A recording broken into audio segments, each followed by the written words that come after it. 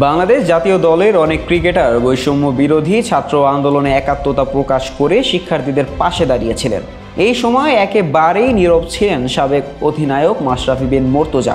তবে অবশেষে নীরবতা ভাঙলেন নড়াইল ২ আসনের সাবেক এই সংসদ সদস্য। ১৪ আগস্ট গণমাধ্যমে সাক্ষাৎকার দিয়েছেন মাশরাফি। এ সময় কোটা সংস্কার আন্দোলনে শিক্ষার্থীদের পাশে দাঁড়াতে না পারাটাকে নিজের ব্যর্থতা বলে স্বীকার করেছেন সাবেক টাইগার ক্যাপ্টেন। তিনি বলেন, যদি সবকিছুর এক কথায় উত্তর দেই তাহলে বলতে হয় আমি আসলে এখানে ব্যর্থ হয়েছি, পুরোপুরিভাবেই ব্যর্থ হয়েছি। যৌক্তিক কোটা সংস্কার নিয়ে শুরুতে যে আলোচনা হচ্ছিল, সবাই চেয়েছিল আমি কিছু বলি। আন্দোলনের সময় পরিষ্কারভাবে বোঝা যাচ্ছিল এটা যৌক্তিক কোটা সংস্কার হবে, আমার কাছে তাই মনে হচ্ছিল।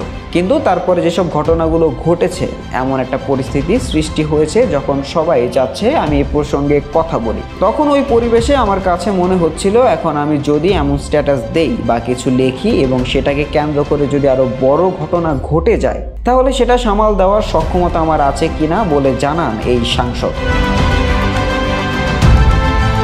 মাশরাফি আরও বলেন, সব মিলিয়ে ঘটনাগুলো এত দ্রুত ঘটেছে যে আমার পক্ষে কিছু বলা সম্ভব হয়নি। তবে আমি চেষ্টা করেছি কিছু করার। আমি শুধু স্ট্যাটাসের ভিতর সীমাবদ্ধ থাকতে চাইনি। আমি চেয়েছিলাম ছাত্রদের সঙ্গে আলোচনার মাধ্যমে কিছু করা যায় কিনা। তবে আমি ব্যর্থ হয়েছি এবং আমি আমার ব্যর্থতা মেনে নিচ্ছি। শিক্ষার্থীদের কোটা সংস্কার আন্দোলনে মাশরাফির নীরব ভূমিকা তরুণদের মাঝে ক্ষোভ সৃষ্টি করে। সামাজিক যোগাযোগ মাধ্যমে তাকে নিয়ে অনেক সমালোচনাও হয়েছে। এখনও তার উপর ক্ষেপে আছে দেশের ছাত্র জনতা।